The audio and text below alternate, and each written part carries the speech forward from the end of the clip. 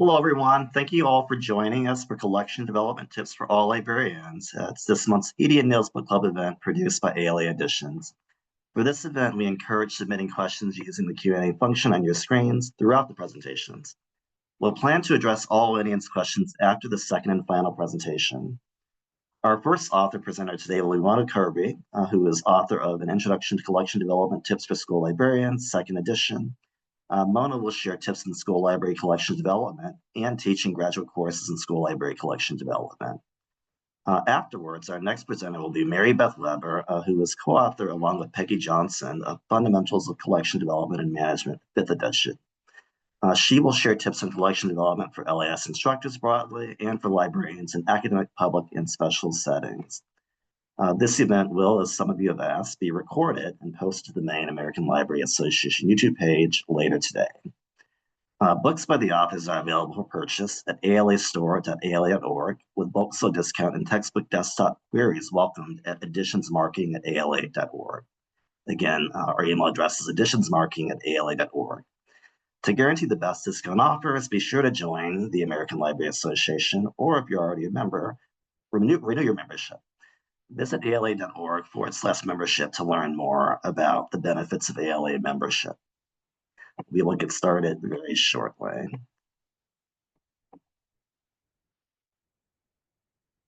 Okay.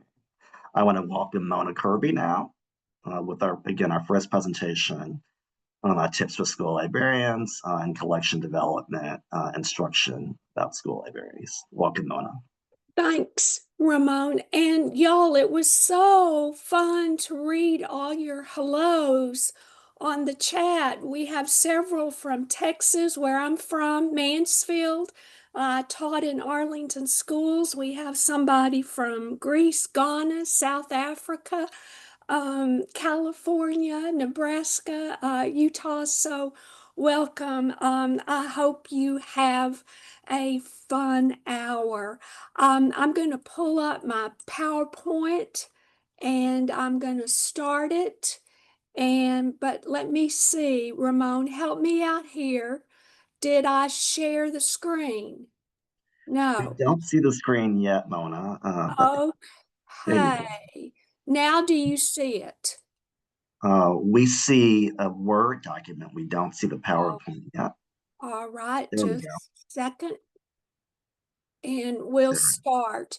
The first thing I want you to know, y'all, is where you can find me. I'm from McDaniel College in Maryland, and there is one of my email addresses, rkerby@mcdaniel.edu.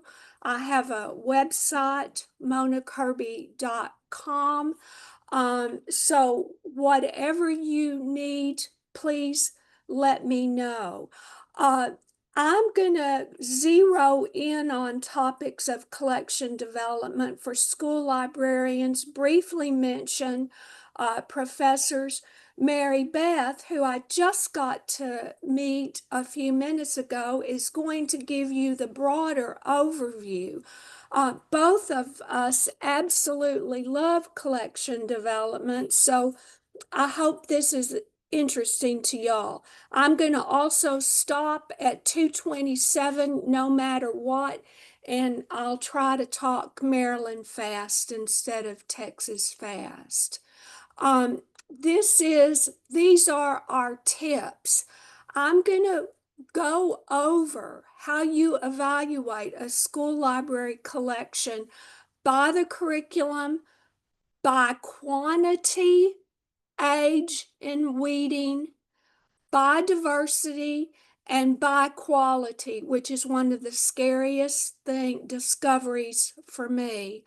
I'm going to show you 3 resources I have, and you're welcome to ask me for them. All I would love is just a source citation. And then I hope you've got questions, and we'll save them until after Mary Beth's. Okay, the first thing I want to go over is curriculum. When I got my degree from Texas Woman's University years ago, I it never occurred to me that I needed to know the curriculum for the entire building. Well, I have since then, since I've become a professor, I insist that every one of my students make a one-page chart of the curriculum. Uh, I don't want them to graduate without knowing it. And if y'all's curriculum is like any curriculum I've ever seen, we're the worst at being wordy and using jargon. So they're typically overwritten, they're overwhelming. Well, to analyze a collection by the curriculum, you will look, for example, that kindergarten studies community helpers and they study transportation. Well, if kindergarten studies that, then those books and those resources need to be at that level. When I was in my school library, third grade studied stars and planets, but when I looked at those books, they were written for a sixth grader.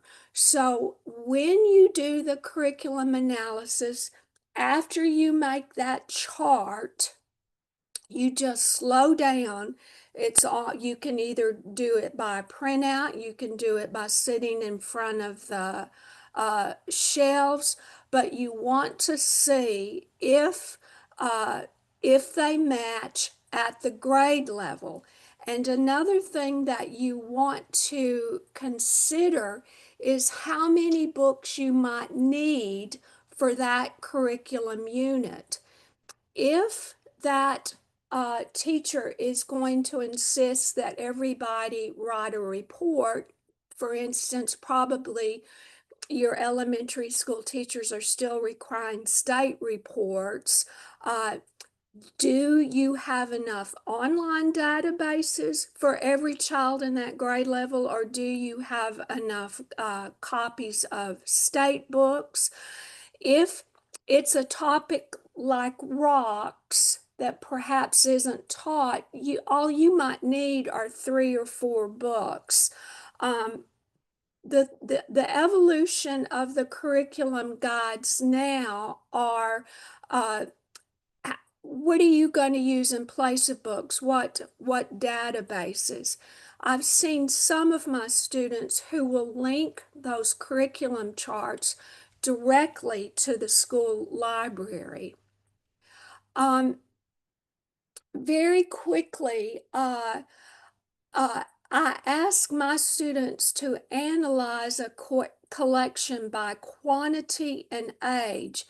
If you're a member of AASL and you review our standards book, National School Library Standards, you will see that our organization no longer will tell you how many books that need to be in that library, what kind of books need to be in that library, how old they are. Years ago, 30 years ago, AASL did give you those standards. We don't do it now. You're the professional. But my students are beginners and I want to give them a touchstone. And so this collection analysis that you see is based on 3 things. It was based on an old chart made by Betty Morris, who wrote the textbook I used in library school. It's based on what Mackin recommends for an elementary, secondary, high school library, and what Tidal Wave. So this chart combines it. And I'm not saying that your collection must only be 10 years old if it's in the 100s, but that's a pretty good touchstone. And the reason it's a pretty good touchstone is that your library, I can just tell you, is going to be too old. there might be two or three of you who've got a pretty good library, but it's not going to be many. Um, and I'll show you a chart from a Maryland school library in just a minute. So if you look down there at, if it's an elementary school library, you probably want about 28% of your collection in easy fiction. And for a secondary library, you might go up to 40, but think about it. I want you to look at the age level for the 500s. Your 500 should not be older than 7 to 8 years old. Now, one of the forms I'm going to show you, and you'll see it close up in a minute, a crew chart, I know, blurry, it breaks the 500s down. If those books, say the books were on animals, and if they're heavily checked out, you might be able to leave books on the shelf that are 10 years old.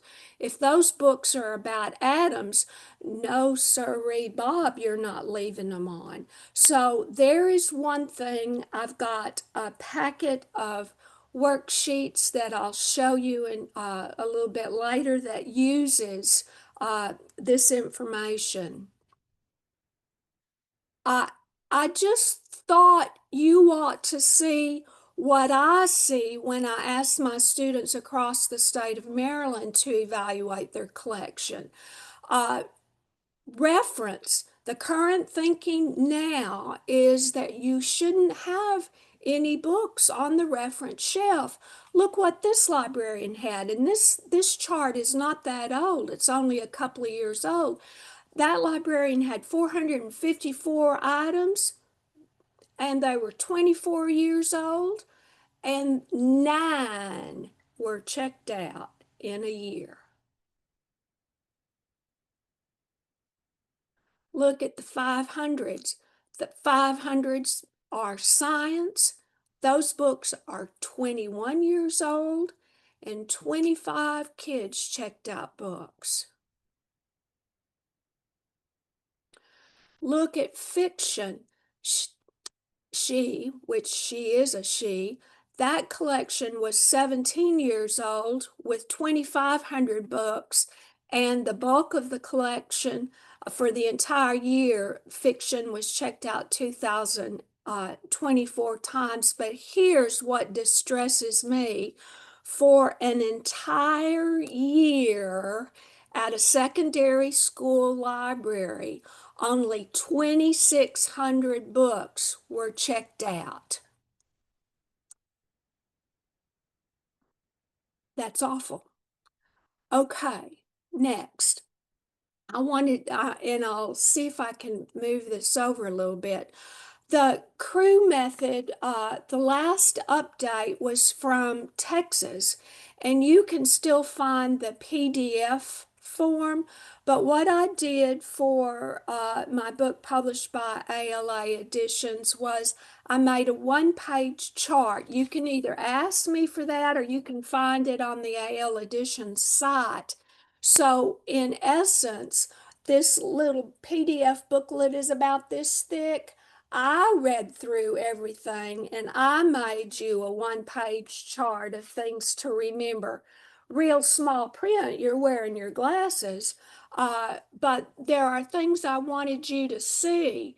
If a picture book hasn't been checked out in a 2-year period, it probably ought to be weeded. If a look at what the crew says for YA fiction, any item that is not circulated within 2 years should be considered dead and removed. Now, I'm not telling you to follow the crew guidelines.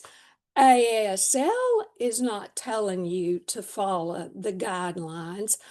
But if you're trying to prove to a principal what on earth you're doing in there, I would think one of the things is you need to show the principal that that collection is current and uh, it has been weeded. So can you ignore these guidelines? Well, of course it says guidelines, but it's there to help your thinking. The other the other way to analyze a collection, which is fascinating, is in the last 5, 6 years, Tidal Wave, Mackin, and teachingbooks.net have offered this diversity analysis. And I just add that first bullet. Sometimes your supervisor needs to turn it on. That's particularly for tidal wave. So once it's turned on, then you can use it at your building. Some of my students are even able to access it depending on the settings set by the supervisor, meaning they're still in the classroom, but they can go get that analysis themselves. Now, there's several dilemmas that I see with those reports. One, that they will give you an analysis of about 50 different diversities. I don't know that you need books on 50 different diversities. Two, what I particularly discovered with tidal wave is they use what is called a BISAC code. And let me see, I've got that in a slide and I'll show you that in just a minute. The BISAC codes are voluntary. Their publishers use them. Nobody checks to see that the terms have been used correctly.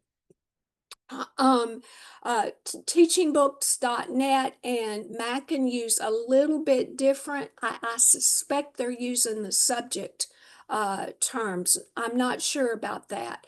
And let me tell you, if you see item number 2, those are the ones that I thought were showed the most mistakes.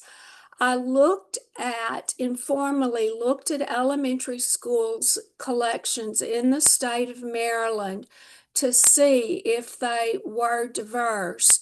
And when I chose what I thought were two important terms, gender studies and diverse families, I would find about 300 titles under diverse families.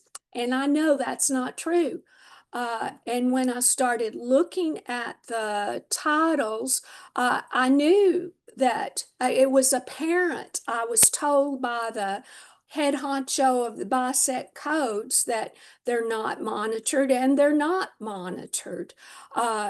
So boy, I'm really talking fast, and I'm almost getting faster than my brain. So bear with me here. I got off just a little bit.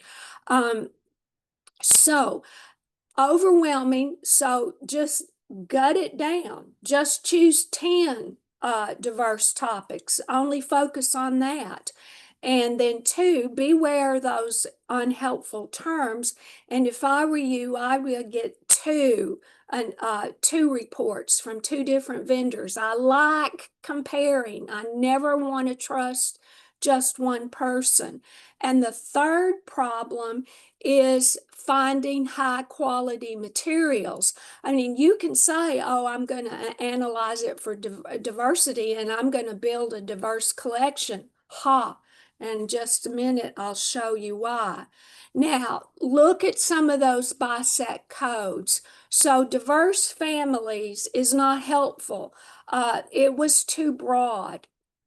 It included things like grandparents. That's just not what I was thinking about. I mean, nothing wrong with grandparents. I just wasn't thinking about it. I'll be quiet just for a minute and let you look at those. Now, I chose these topics to look at in Maryland schools. And would you look, I mean, it wasn't a formal study. Bless me and excuse me. But look, only 2% of a collection had African American characters. Um, when you look at Hispanic American, that's even less. Well, that does disturb you. And so you think when you look at that, well, I'm going to make my library better. Well, let me just show you a slide. I used Wilson's online database, and if you don't know that software, you should. And if you don't have it in your district, I would strongly suggest you get a subscription for a couple of years until you get the district levels uh, uh, collections improved, because an essential, that's the highest recommendation that Wilson's provides, means that it was published recently and it has 3 or more positive reviews. Will you look at that very sad chart? This year, or well, I went back 3 years, there are only 59 books appropriate for an elementary school library that are considered essential that are for African Americans. If you go up, if you broaden it and go down a level to recommended, not essential, and I would begin to get burned on recommended titles, not essential. You could get 131. I don't think anybody anywhere, Ghana, South Africa, Greece, California, could brag about having a diverse library. Look at Jewish Americans. Published within the last 3 years, 0. Recommended with 1 to 2 reviews, 3.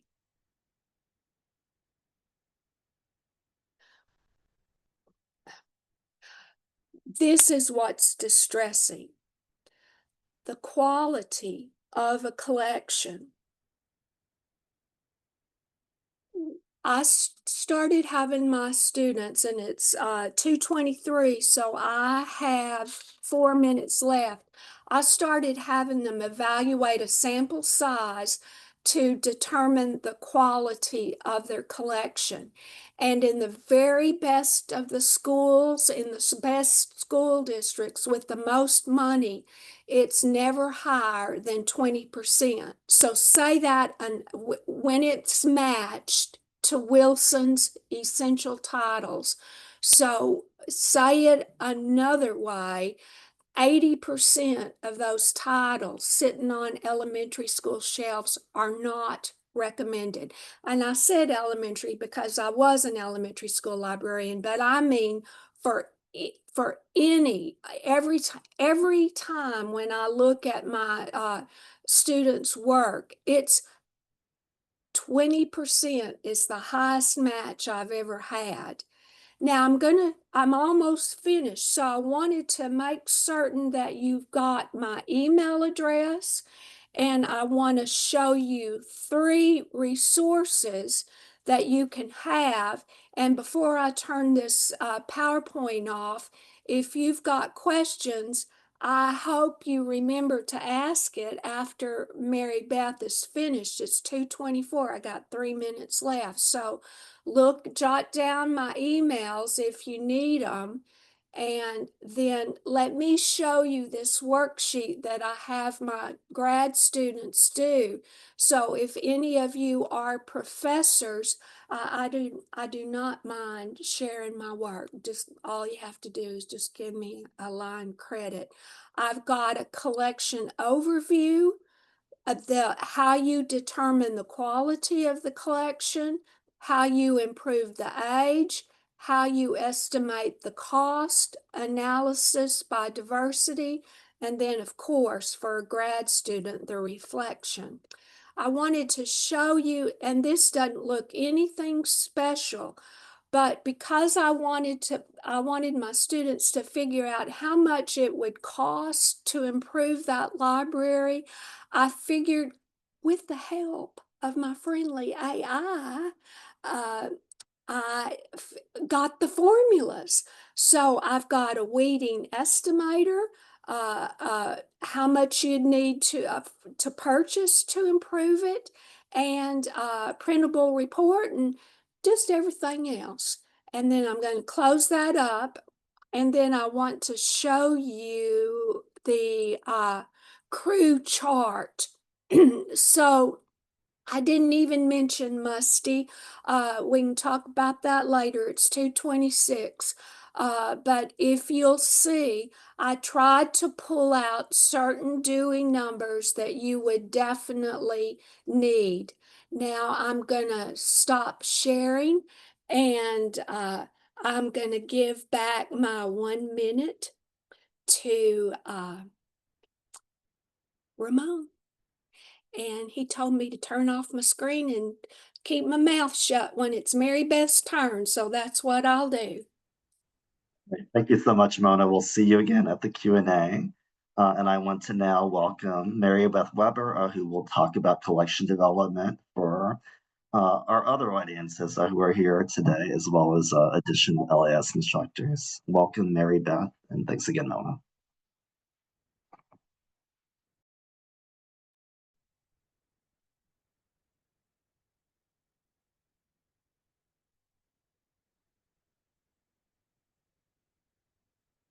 Ramon, it won't let me start my video. We can actually see you now. I just gave you permission to show up. Are you able to pull up okay. your? Okay, yes. Hold on for a second, everyone.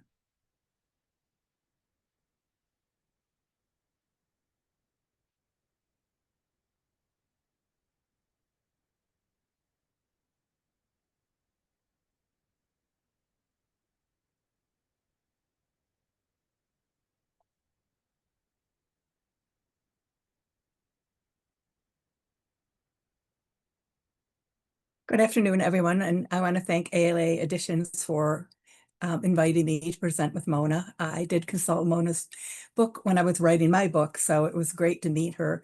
And I do want to thank Peggy Johnson, who invited me to co-author Fundamentals of Collection Development and Management with her. It was quite an experience. So my presentation is more an overview of collection development and some of the main points. And I wanted to try to think of 3 R's. So I have collection development, resources, relationships, and realities. And since libraries are magical places, I thought this was a fitting slide. I always tell people libraries are more than books, but then here I go with a slide with a book on it. So I want to start by talking about some definitions to differentiate between collection development and collection management. Collection development covers all the activities related to the development of library collections, and it's more than just buying things. Collection management includes all the decisions. I'm just going to move the panel because I can't see one of my slides. Collection management includes all the decisions that are made after an item's part of the collection, and that includes things like relocating them, transferring, withdrawal, weeding, etc. And collection management is a subset of collection development. I'm just going to put my phone here so I can watch my time. These are some of the topics that I'm going to cover. I'm going to talk about selection decisions, the importance of a collection development policy, vendor relations, negotiation, contracts and licenses, weeding, and then marketing and promotion. So selection decisions are driven by a number of factors. It's more than somebody asking for something or saying we need to get this. There are many decisions that go into choosing what you're going to add to your collection. Those include the need to fulfill a requirement. It might be some of the requirements, for example, that Mona mentioned, compliance with accreditation standards. I work at an academic library, so it's very important that we have materials that will allow us to pass the Middle States accreditation review. Community requests and recommendations. Those might be, if you're in a public library, from your community, your patrons, or in a school library from some of the teachers. At my institution, we do get a lot of requests from teaching faculty, students, visiting researchers, and so on. We can't always abide by all of them.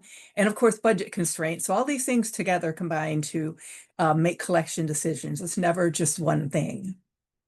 So here's my first tip. Tip number one, selection aids. I encourage you to use them, and I will share a sample of them at the end of my presentation. There's also a full list in my book. But they help to guide selection decisions, and the types of them are bibliographies, lists, directories, review sources, and guides to reviews. I always read book reviews because they help me to make decisions. And then also professional resources from your professional association. So I want to talk a little bit about the collection development policy. It also is known by other names such as selection policy, collection statement, and so on. It guides the selection of materials, as I mentioned before, the deselection, donations, including monetary gifts, and treatment materials after they're acquired or obtained through contacts or licenses. Another thing about the treatment of materials that goes back to donations, a lot of libraries make it clear that once something is donated to them, it becomes their property and they can deal with it however they choose. A collection development policy may also include a patron statement of concern and guidance on how patrons can handle concerns about an item or items in the collection. Usually this is a written form, they submit it. Sometimes it ends there because the person does not want to pursue the issue, but that is often an important part of a collection development policy. My second tip, Ramon asked me to number my tips, are some best practices for collection development policies. One is it is critical. It's really important to have one. It's kind of like operating a business without a business plan if you don't have one. The exception is something like a special library because their focus is very narrow. And they are focused, as I mentioned, just one thing. It's important to regularly consult, review, revise, and update your collection development policy to reflect changing and emerging needs. When ebooks came out many years ago, who would have thought that we would have patron-driven plans, DDAs, evidence-based acquisitions, and so on. So in light of those things, it's important to continually revise and update your policy. It should be an easily accessible public document. If it's not, you should provide an explanation as to why or how to get a copy. Regarding the why, that could be that it's currently under review or revision. And it will cover both collection development and management. I'm going to share some sample collection development policy statements in case you're not familiar with them and you haven't seen them. This one is from my local public library, and I hope it's big enough for you to see. It says that you can download it. It talks about they strive to maintain the needs of the community. They talk about resource sharing. They also talk about collection decisions. It says who developed the policy. It has the director's name and contact information. It also, this is very helpful too, to say it tells when it was drafted and revised. And this is another sample library collection development policy. It's from my place of work. It's very long, so I'm only including the first page, but it has an overview and it talks about acquisition and licensing of resources. And I included a QR code for the full policy if anyone wants to look at it later. Another thing I'm going to talk about are vendor relations. We really can't operate without our vendors. So effective vendor relations are extremely important, especially when a lot of these involve negotiations. Some professional groups have committees or interest groups that address vendor relations, that provide guidance and how to proceed, best practices. And the two most common vendor contacts that we work with are sales and customer service. And you probably know from your own experience that salespeople, their focus is a little different. They may not be as knowledgeable about products as the customer service people. Customer service people are ones who revise contracts or fix problems for you and so on. My third tip is about vendor relations. It's really important to research a vendor's financial stability before you enter into a relationship with them. And I want to mention that there was a cereals vendor, Faxon, many years ago that a lot of libraries prepaid. And when Faxon filed for bankruptcy, a lot of people lost money and they had a big fight to get their funds back. So it's very important to make sure that a vendor is financially stable. Ask other people about their experience. This is very common. Ask what they liked, what they didn't like, if they think that was the best choice, or if they perhaps regret their choice. If your library plans to issue a request for proposals, make sure the vendor provides contact information for their existing customers. It's like almost like applying for a job and providing references. When we were switching our approval plan, that was invaluable. We had 3 vendors who bid, and just following up with those existing customers was really enlightening. Libraries often have ethics statements that apply to vendor relations, conflicts of interest, etc. Let those guide your relationship with vendors. And don't hesitate to report problems, provide feedback, and ask for what you need. If you are promised something and it's not delivered, ask for an explanation and when you can expect that thing to happen. Speak up, do not be silent. Okay, negotiation is another important aspect of collection development. In a negotiation, the librarian's goal is a fair price for the product or service, or maybe more desirable license terms, or perhaps both. The vendor's goals are sales and increased market share. So when librarians negotiate a contract, they focus on 2 primary areas, the contract terms and pricing. My 4th tip is negotiation basics. Don't start discussing price early. It's negotiable, and don't be afraid to ask questions. Renewals, a bit of advice, they can require as much negotiation as a new contract. My bit of advice is to start working on a renewal early, because you don't want to wait until that contract expires and you perhaps run that service is cut off temporarily. Documentation is a very important part of negotiation. Discussion points, agreement, etc. should be recorded, and you want to follow up with the vendor afterwards, whether it's at that meeting or in an email, and say, I just want to recap our discussion and what we agreed on.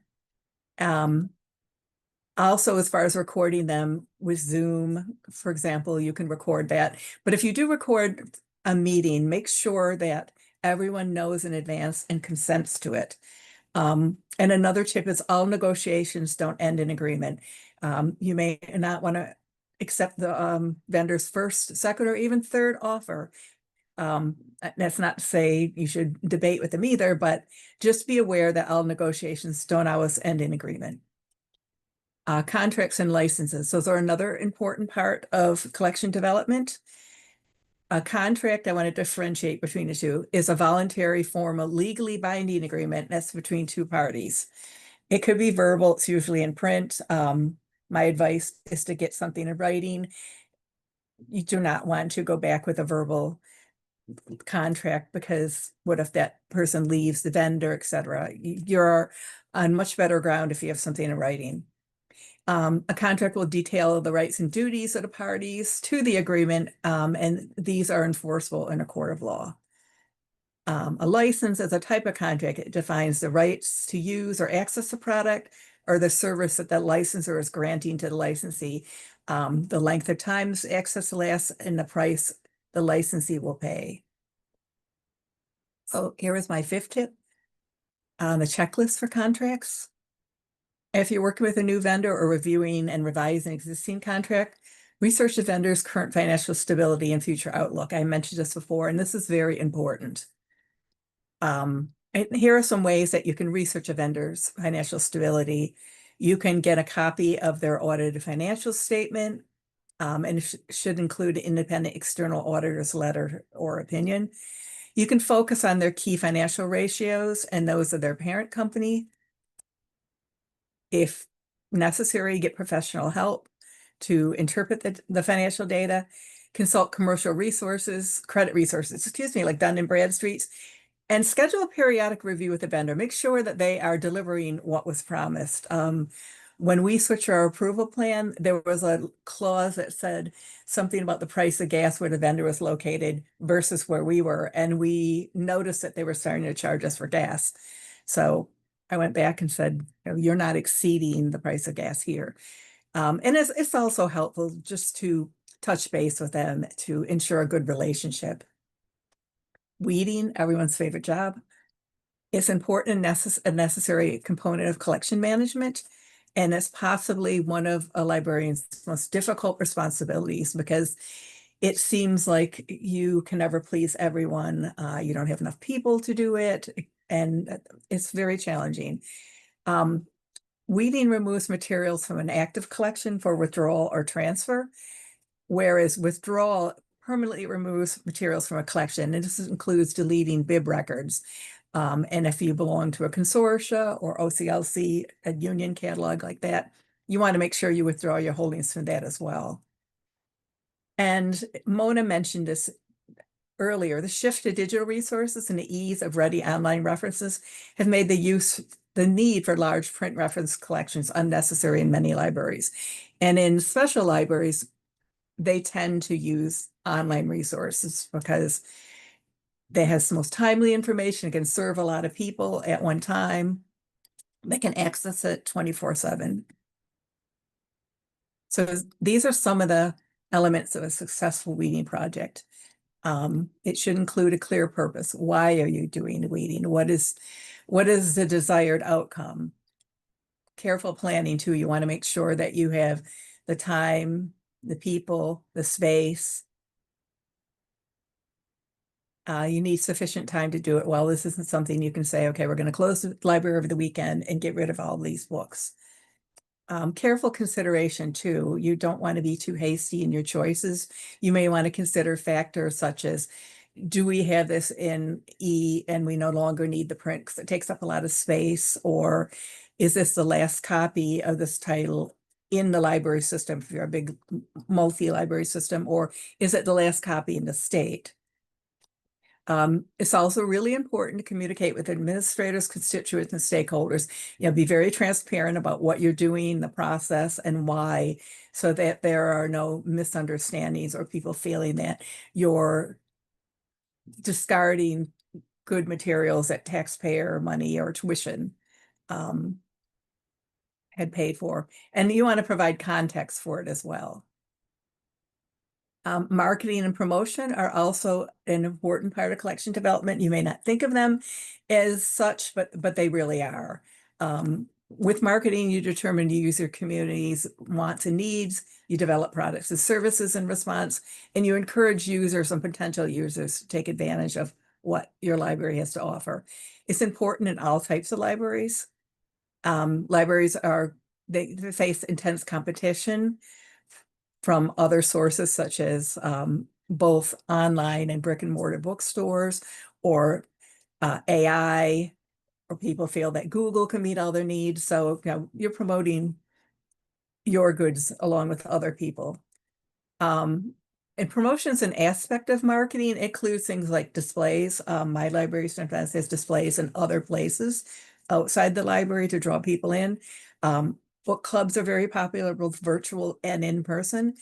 Open houses, these are really important for things like, for libraries like school libraries or special libraries, particularly special libraries. We have a medical school library, and they do a lot of things like open houses so that people know who their contacts are, what's available to them. Social media is really important too, and you want it to be more than just the programs that are going on at the library. You want to feature collections and make things interesting. A lot of libraries have podcasts. The Brooklyn Public Library does. University of Minnesota, they have different type of podcast. So does the University of Georgia. They have the Lost in the Stacks podcast. And then blogs too are good to promote things. So these are a few tips about effective marketing promotion. You want to monitor your social media, make sure you're reaching your target communities and you're doing so effectively. If your goal is to build community and foster content sharing, use analytic tools to track your data. You don't want to just focus on things like gate counts. You also want to look at circulation, lending, borrowing, acquiring things, how many turnaways there might have been for something. And then lastly, this may be a bit surprising, but promote your personal brand. You want to be known as the person who is developing and managing the collection. You're the person if there are questions or if somebody wants to provide feedback. And so I just want to do a quick recap. I'm a little bit ahead of time because I tend to talk too fast. Keep in mind, the collection development is a range of activities. It's not just acquiring things. It is seeing materials through their life cycle. It includes negotiation, promotion, some of the things I mentioned. The work is ongoing and continually changing as new technologies evolve and the audiences we serve change. Decisions are guided by many factors, such as your user base, your available funding, things like the need to meet standards. And remember, negotiations about reaching an agreement, not winning a debate. Promotion and marketing of your collection services and spaces and your personnel are critical to most effectively serve your users.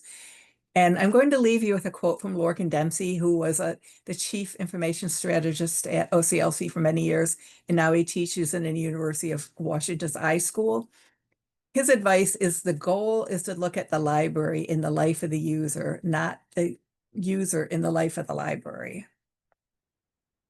And that concludes my presentation. I included my email here. There is one other thing I would like to share. I mentioned selection aids, and I do have a sample of those. Let's see. Okay. This is just a sampling of selection aids, and there's a complete list in the book, but I mentioned bibliographies, online lists, and directories. So there's things like the American Book Publishing Record Monthly, some ALA resources. I mentioned professional resources, the Association of American University Presses, American Reference Book Annual, Basic Music Library for music librarians, large print books, Fiction Core, and then the review sources and guides review, things such as Best Children's Book of the Year, Billboard for Music, Blue Ink Review for independently published books, Bookwire, and so on. And I can share these with my slides, and I'm going to stop here. Thank you so much, Mary Beth. That was wonderful. Oh, thank you. And now we will do a brief Q&A with both Mary Beth Weber and Mona Kerby. I will ask that Mona also turn her camera on. And we'll get started because we do have a few questions here in the Q&A function, and we welcome more as we get 15 minutes or so before we're going to close out. Our first question is for Mona from Michael Grella. It is, how can we find titles to buy that are of better quality? Oh, I would just love to have an entire discussion on better quality. One, I think you need a pal in your district to talk things over with. Because what I noticed in class, when one student was having trouble, somebody else was not having trouble, and the brains combined together and solved the problem. The other thing that I'm noticing is that beginner students will tell me that their collection policy at the district level demands 2 positive reviews, and their mindset when they say that is, well, I have to find 2 reviews. It's a brand new book, there's no reviews. Y'all, that's not hard to do. You've got the new book in your hands. It's so new that you don't have the reviews. You read the book and write the review, and you have somebody else in your building read the book and write the review. But then you ought to trust that Kirkus, School Library Journal, and Book List write the reviews before those books are actually published, so you will find them. The other thing I would suggest is the district will tell you find 2 positive reviews. I would get burned on finding just 2. If you could, I would try to find 3. But the dilemma is on some of those diverse titles, I might go down to 1 or 2, and then I'd watch those books like a hawk to see if anybody checked them out. Great answer. Going to skip to a question for Mary Beth, and then we'll come back to you, Mona. It is from an anonymous attendee. Can poor marketing be a reason to consider keeping a title in the collection instead of weeding it so that you can attempt to promote it better? That's a good question.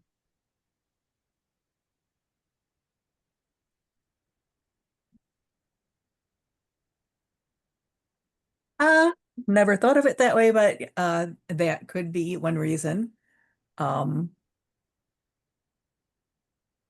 leave it in. You would probably have an overarching policy for how you're going to decide what's weeded. So I don't know if that would necessarily be one of the factors, but it is a way to consider it. That makes sense. Sometimes at the school library we'll make a display like golden oldies or something just to see if they might be checked out once or twice before you made your decision. Sarah Scott offered ask another important question, Ramon. Yeah, I'll go ahead and read that one. I also have a follow-up for both of you about using marketing to identify whether a title should stay in the collection, which is, do you have assessment tools or mechanisms in place to determine whether it actually worked to promote it, or how do you decide whether the marketing has been successful and whether the title should remain in the collection? Well, the fast answer is I'd just look at the circulation statistics. Makes perfect sense. Statistics, and then this is much harder to measure if something's used in-house, and it tends to be more for reference materials. And that's really hard to monitor because you'd have to go around and check and see if it's left off the shelf, and that's not really a good predictor of use.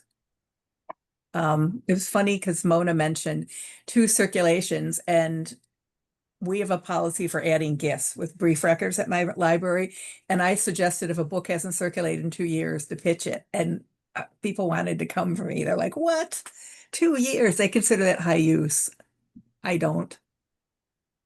That's another interesting thing, the difference between a university library like Mary Beth is and like a school library. I would think you could be a little more aggressive on your weeding at the school library because we're not historical collections. So when Mary Beth said, don't weed the book if it's the last one in the consortia or the state, I don't think you're going to have to worry about that at the school library. That's a good point, Mona.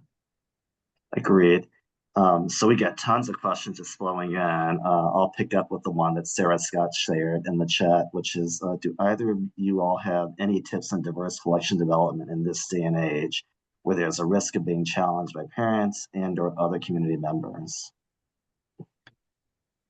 That is a tough one in my state. Unfortunately, there have been people who've been treated very badly because of book challenges. Some people have lost their jobs or have been harassed.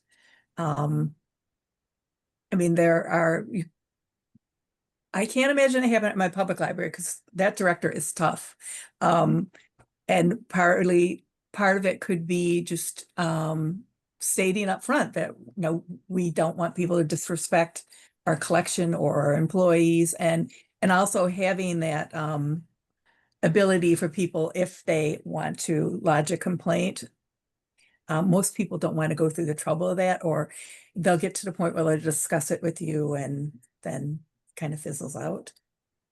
But yeah, that's a tough one, especially when it's so important, and in our current political climate, not a lot of respect for things makes it very hard. Mhm.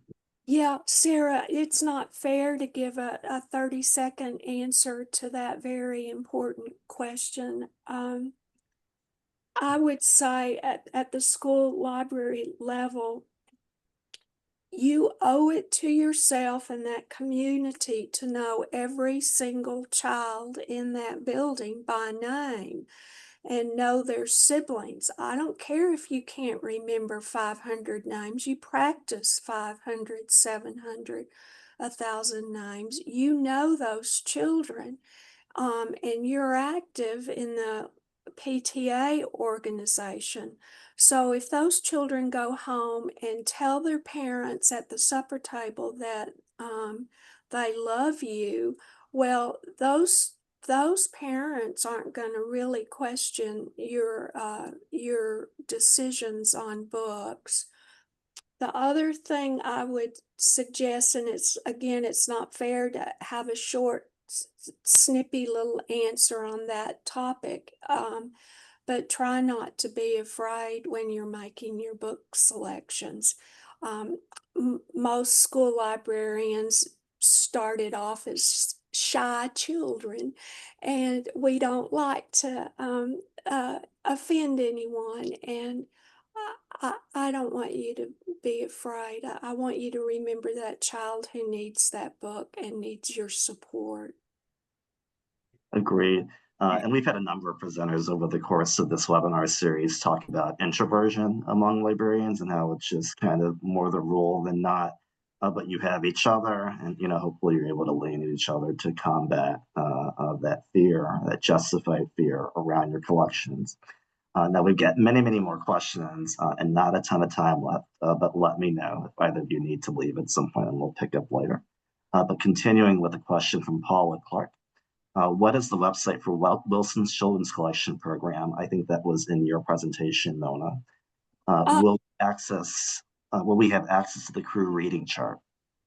well, Ramon's got it on ALA Editions, but you can find it because I found it there before this presentation and downloaded it.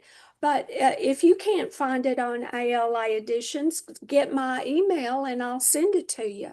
And did you ask me about Wilson's? Where do you get that? The question was, will we have access to the crew weeding chart? Oh, yeah, it's right here. It's sitting in Westminster, Maryland, so you just come get it.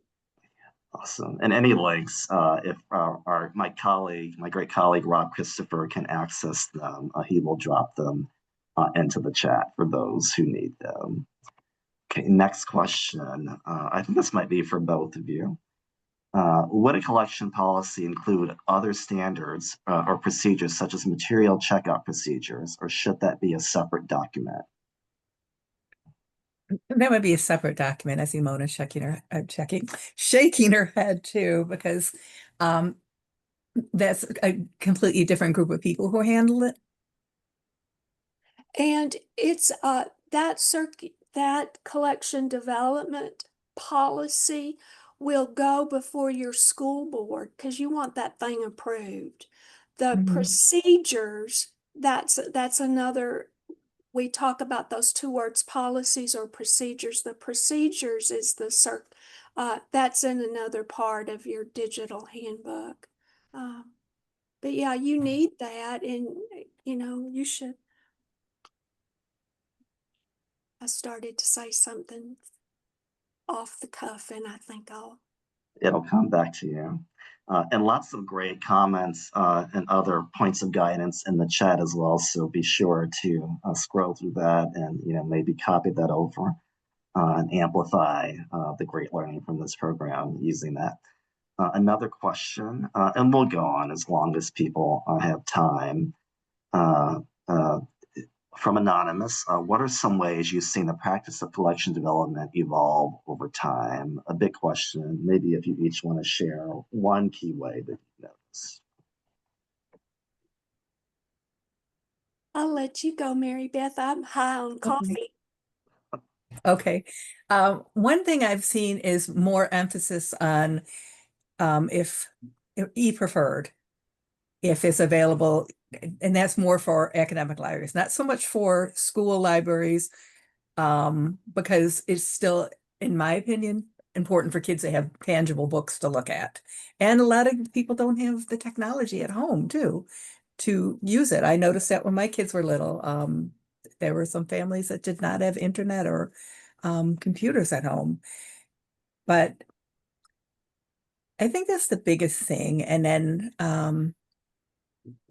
well, yeah, go on, Mona. That's to me the biggest shift I've seen is, the emphasis on electronic and how to deal with it.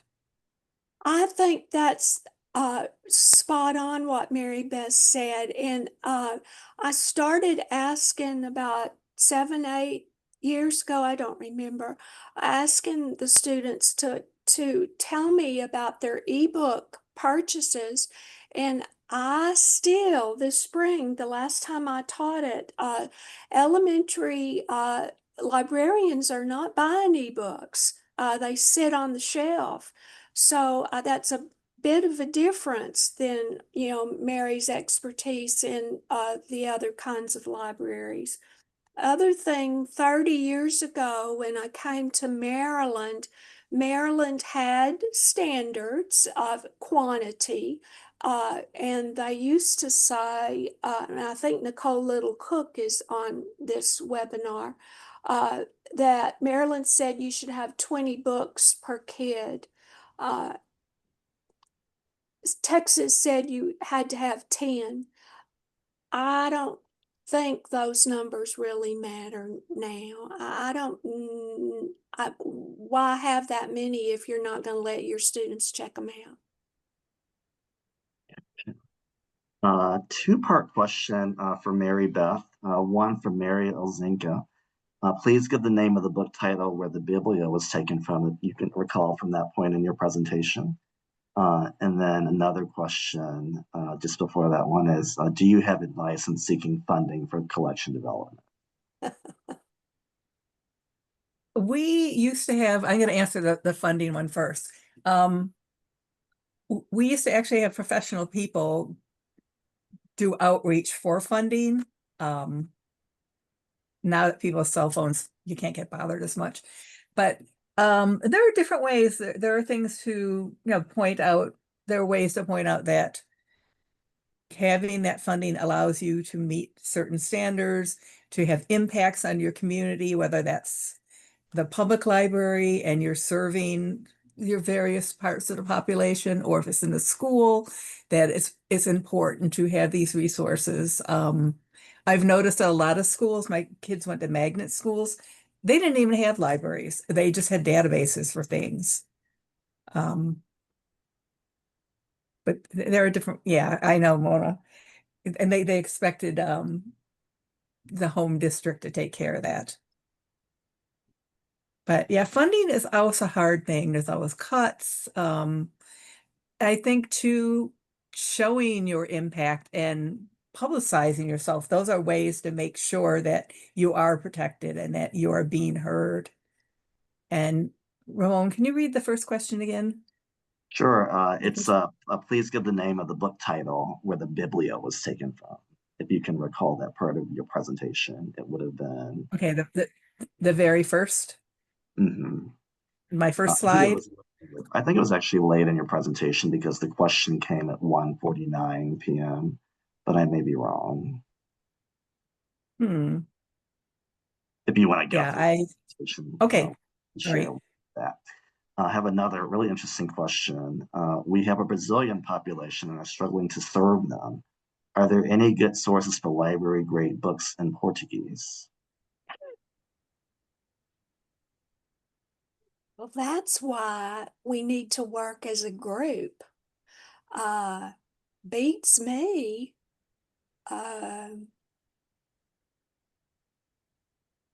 ah, Nicole Little Cook, can you think of anything? Where would I find?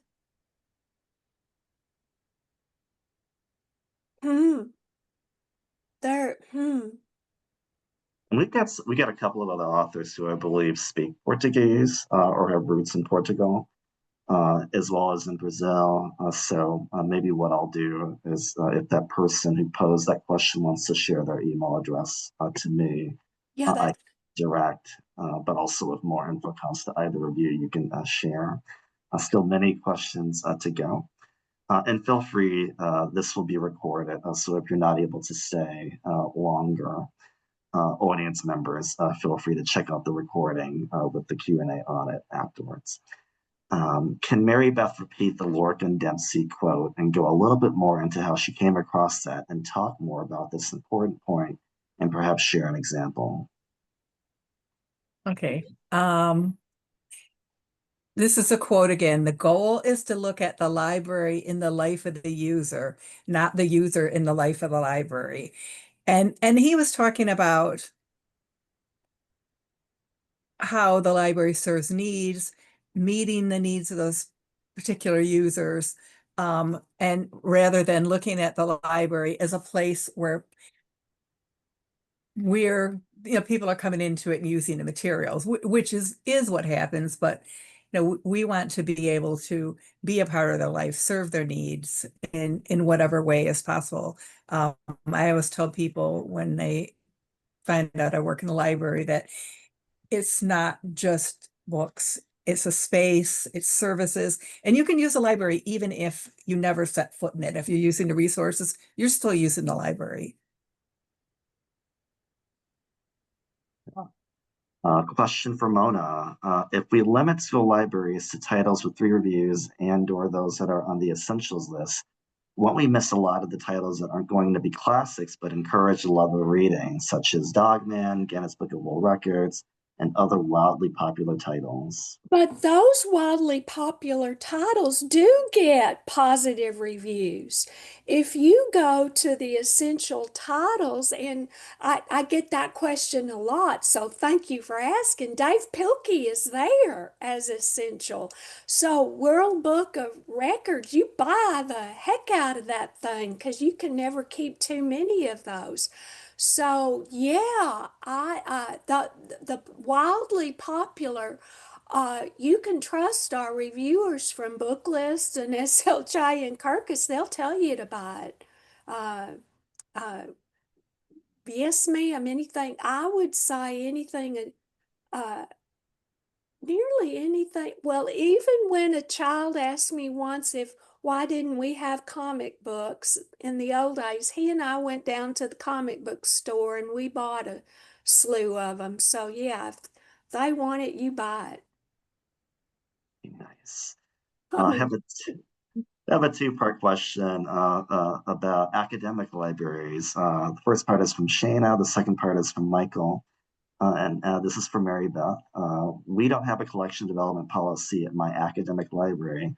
Where do you recommend we start? It seems so daunting. And then the other I question, I'll let you answer that okay. one. Actually. Okay, I would look, you can buy my book and look. No, I'm kidding. The American Library Association has a lot of resources on their page too, or you could look at different libraries and get ideas, but it is important to have one. It's almost like an insurance policy. So that way, if people want to know why don't you have this or what's the policy in that, or they want to donate their books, we have a drop-off policy that says if you drop off those books, they become our property. And we can dispose of them how we want. And I'm sorry, Ramon, what was the second part of the Well, question? it's actually a separate question from Michael Oh, Contreras. I'm sorry. And I'm currently weeding from my academic library. How would I weed from the history section? What criteria would I go by? Ah, it's a good question. History is hard. The things like humanities and some of the social sciences to some degree, those are harder to weed. The sciences and technology, those are a little easier to weed because the books become outdated quickly. Depending on the type of library you're in, if you're in an academic one, I would suggest involving your collection development librarians to your selectors to get their input. We run annual, not tests, reports on things that are missing, lost, or circulation status so that people can see, they can help make those decisions about, do we want to retain this book? Do we want to keep it? Uh, Great. Ramon, I'm changing the subject, but the question about Portuguese really has a flurry of answers of good Mhm.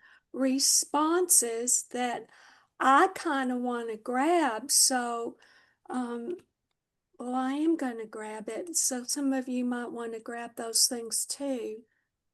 Yeah, and I'll plan to post some of these insights in the chat as a comment beneath the YouTube recording later. Okay. And that way you all have access to all this great info that will not appear in the amazing PowerPoints that Mona and Mary Beth created. We get several more questions, but also a lot of comments in the Q&A function, so there aren't as many left as there appear to be. But for both presenters, the question is ownership versus term licensing. Question, how to deal with out-of-print classics or pout-of-print classics? Hmm. And this is a For out of question print, from Kate Herzog. for out of print things, there are out of print publishers, uh, uh, not publishers, but book dealers that specifically deal with those things. There is a service we use. It's called CD Now. They're not just CDs or Compact Disc Source. And they've gotten movies and other things for us. They really know where to search for things. Sometimes it costs Oh, Mary Beth, you're freezing. a little to find books.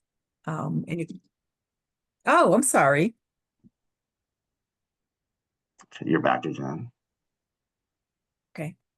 Yeah, there are Um, directories of out of print books that people can consult. I would look even we actually buy books from Amazon sometimes too. We've even bought used books if that is the only copy. And that's kind of sketchy because sometimes the quality varies. yeah, that makes sense. A question from Melissa Hill from Mona. I'm a middle school librarian and find that my eighth graders run out of fiction that interests them, and the YA books that would fit are for ninth or 10th grade and up.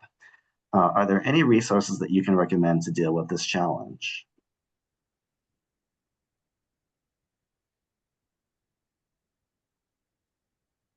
I wish, Melissa, there were a bunch of middle school librarians talking together right now.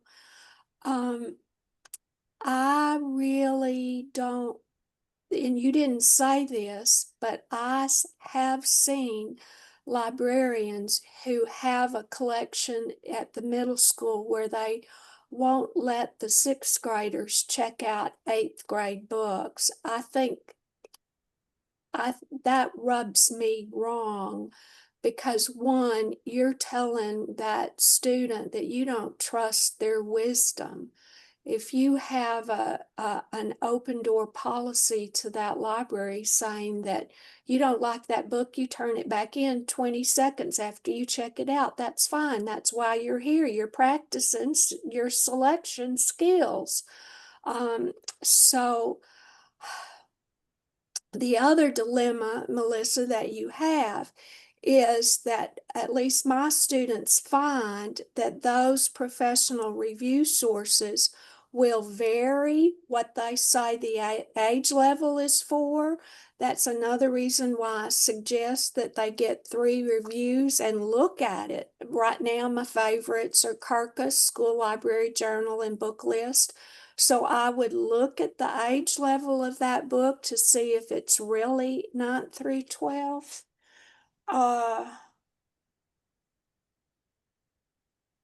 But then I really need somebody in the schools to answer that wisely.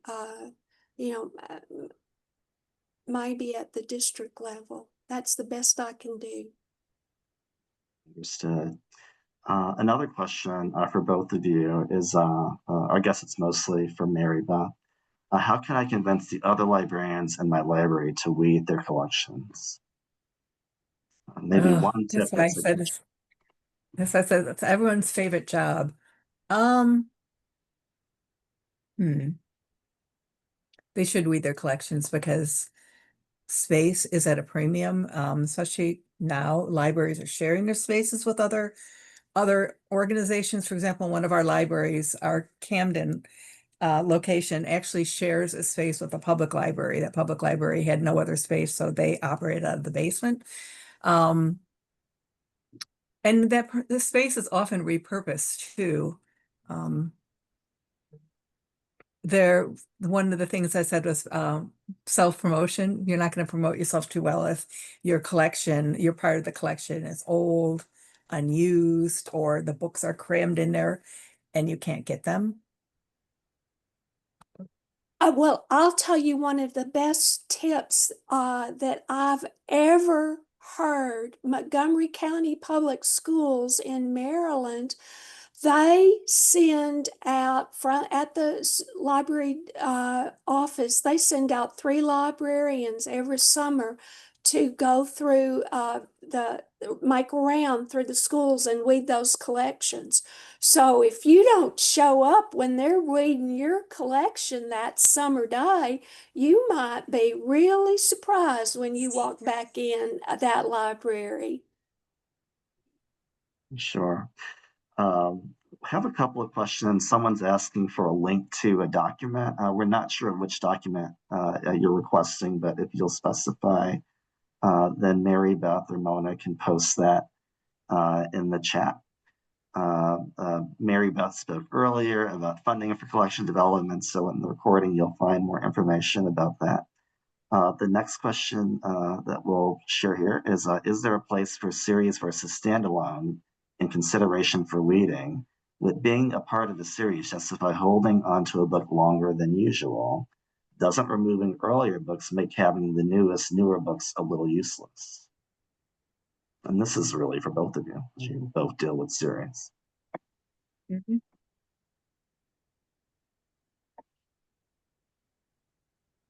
I'm going to let Mary Beth handle that one.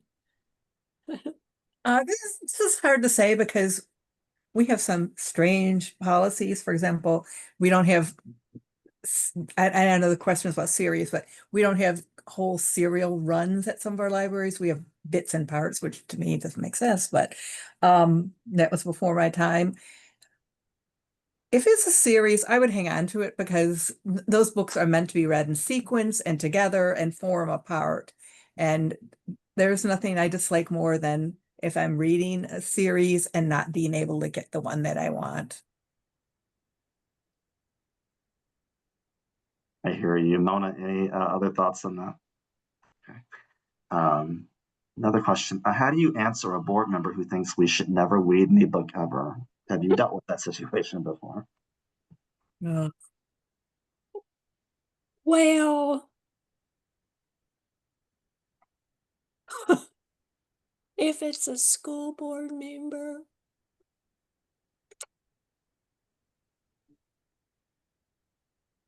I would probably try to say something funny. I would probably say that school librarians aren't historical collections. I would say we're sending all our books to Rutgers Library. Oh, we already have enough problems with people donating books. I've worked at Rutgers a long time and I have still to resolve that problem. Darling, Why? Marketing question. Can social media tools be used for library collection marketing? I'm sure the answer is yes. I guess the question is, Mary Beth and Mona, whether you have any ideas from experience of how to effectively use those tools and which tools to use. We actually have a communications person because we're a big place, so we have somebody that does that, who does our social media, and she focuses on different things. Sometimes it's people, sometimes it's an event, and it's also a way to publicize our services. But when I was writing the book, somebody said about social media, a couple of things you want to avoid. They said most of the time, social media is all the people who work in the library. You want other people to come in. You want to make it interesting. And I noticed during COVID, some libraries had really cool videos that they did too for curbside pickup. Some of the academic ones also have videos with students that tell you about, how to use the library and what the services are. But definitely you want to make it interesting and engaging. Some libraries only use Instagram stories because they're a lower lift, they're not there forever. And sometimes they do takeovers of their accounts too. One school, I forget which school it was, they had the school mascot supposedly taking over their Instagram story for the day. That's cool to focus on partnerships to make sure that the content is frequent and that the voices are diverse and Mhm. that there are different channels being used to get that info out. That's great. A question from Daniela Padilla Vasquez. When it comes to writing op-eds in favor of keeping banned books on shelves, what media outlets and or organizations are looking for that kind of piece?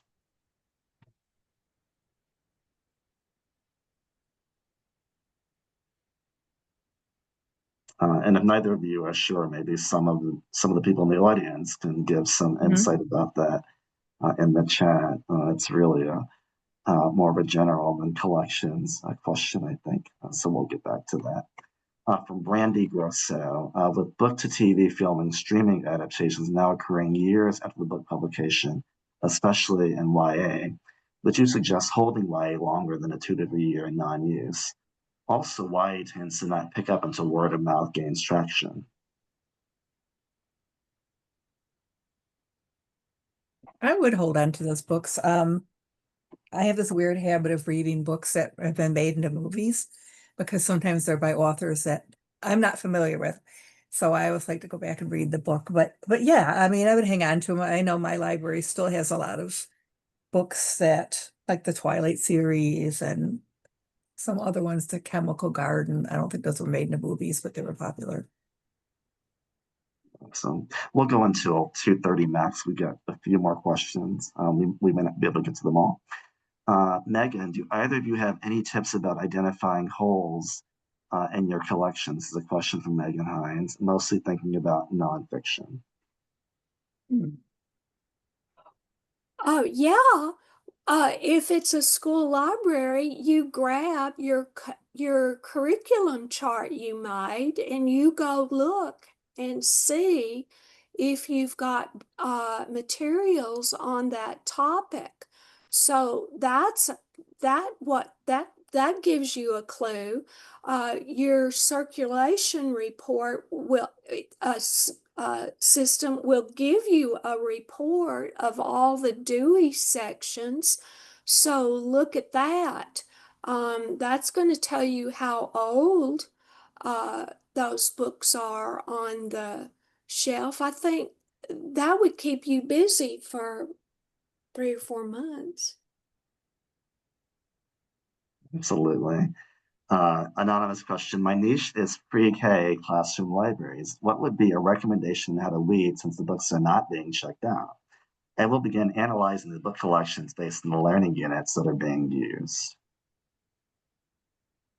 Well, I'll tell you something I've noticed at elementary school libraries. For some reason, a librarian will tell the children that If you're in third grade, you can check out 3 books. If you're in fourth grade, you can check out 4 books. But if you're in kindergarten, you can check 1 book out. That's really dumb. And I'll tell you why. Those kindergarten books are only 32 pages long with about 200 words in them. So your kindergarten students are your very best students, and you're denying them when they're most excited about the library. You can only have 1 book at a time. No. So I would say the kindergartners get to check out 3 books at a time. If you lose some of those books, well, you still have spent your library tax money wisely. Because at least they got lost, or they got run over by a truck, or chewed by the puppy dog. So I would make certain that every kindergarten child got in that library is every day. If she or he wanted to go, I would somehow work out a deal with the kindergarten teacher that they came in.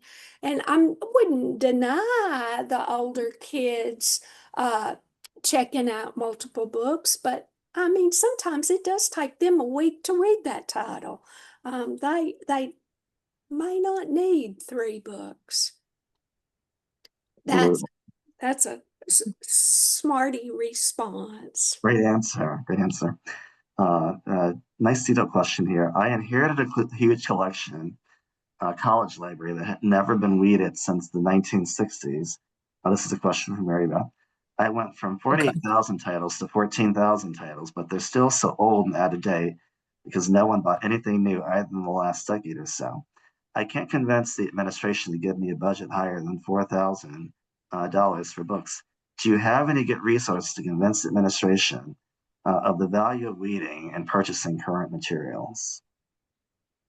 I would get the support of the teaching faculty, because you want a collection that's going to support research and scholarship. You don't want old things that aren't helping your students. I don't know if you have what kind of relationship you have with them, but I think that is something that's really important to cultivate. Maybe invite them in and ask, are we meeting your needs? And if not, what can we do?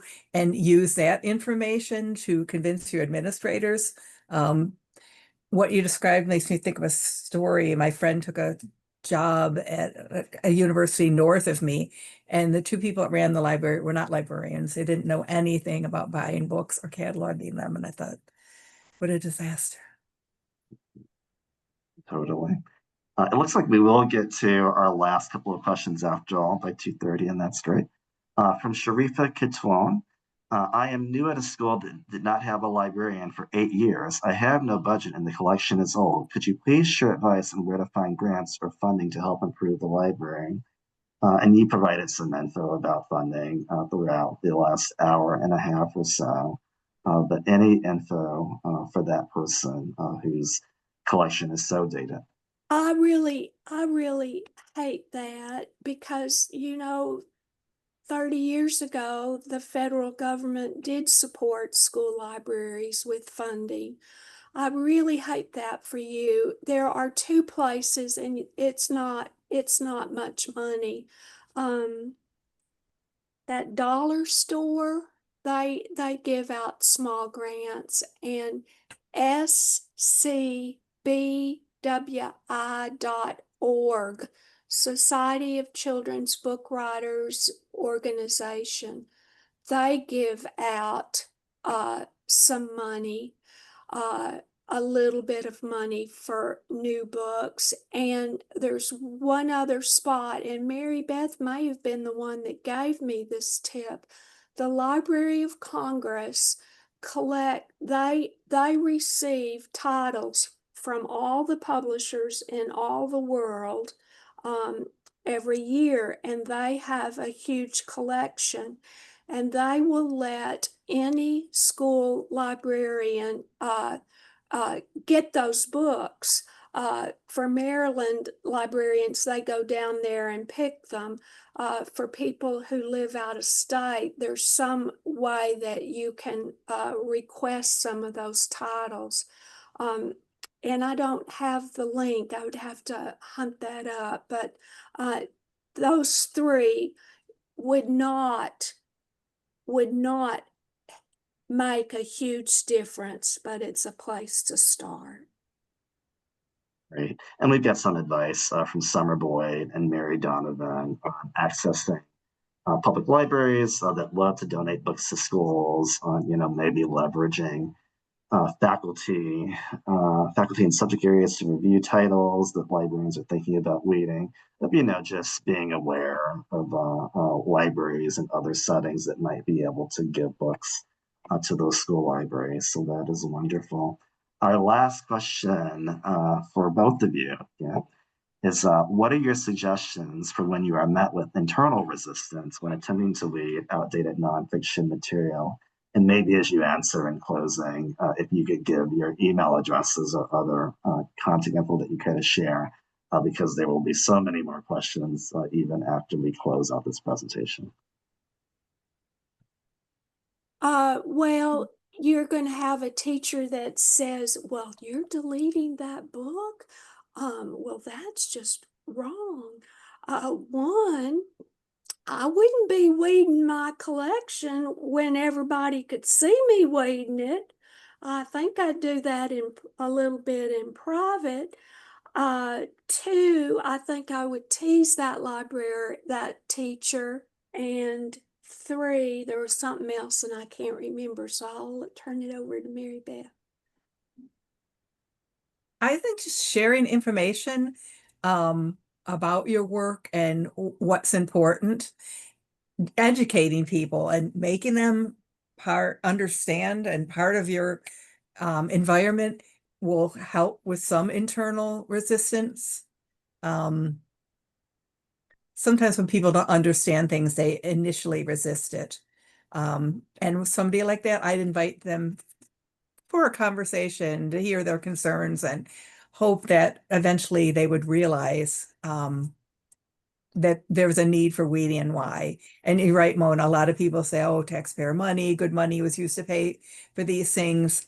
Nobody's disputing that. They don't understand that part, but we can't keep everything. There's space considerations if things are falling apart or they're just no longer relevant.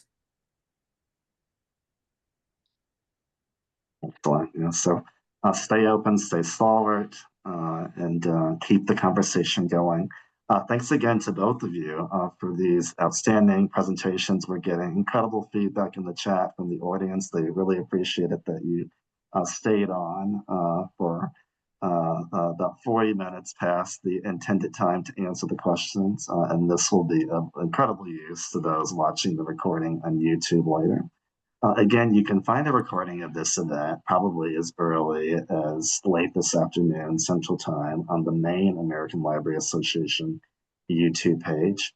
And then we have a lot of other free recordings, both of our webinars that are within this series, the Edie and Neal's Book Club series, as well as other tips programs on the ALA Editions website at alaeditions.org/events. Again, that's alaeditions.org/events. That is where we house all of our recordings for our webinars. And we'll be announcing in the upcoming weeks programming for September and October. I'll give you a heads up now that in September, we'll be doing a program on critical data storytelling for libraries, which for those of you at this event who are so interested in marketing and finding ways to brand and to promote and to advocate for yourselves, you should absolutely come to that one. Again, thanks to both of our presenters, Mary Beth Weber and Mona Kerby, for their time today and for their great advice. And thanks to you in the audience for coming and being such an amazing audience. I hope you all enjoy what remains of your day, and goodbye for now.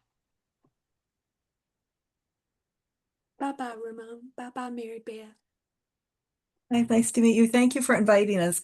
I actually have another meeting. I have to go to my computer battery's almost dead, so I'll see you. Talk to you all later. Thanks again. Bye-bye. Bye-bye.